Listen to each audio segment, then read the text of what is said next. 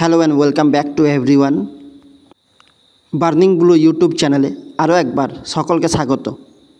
আজ আমি চলে এসেছি ছিন্নমস্তা মায়ের মন্দিরে পুজো দিতে। বৃষ্টিপ্লাবিত দামোদর নদীর উপত্যকায় রয়েছে ডিসারগড় ঘাট মহাশ্মশান, আর সেই মহাশ্মশানের অধিষ্ঠাত্রী হলেন মা ছিন্নমস্তা।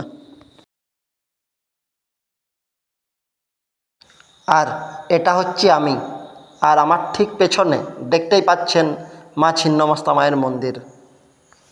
দিনটা ছিল বৃহস্পতিবার, তার উপর রাধাষ্টমী, তাই মন্দির চত্বর পুরো ফাঁকা।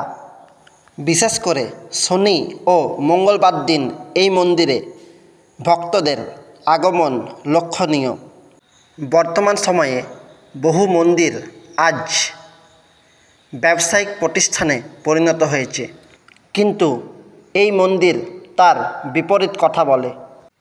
মায়ের দরজা এখানে সবার জন্য খোলা।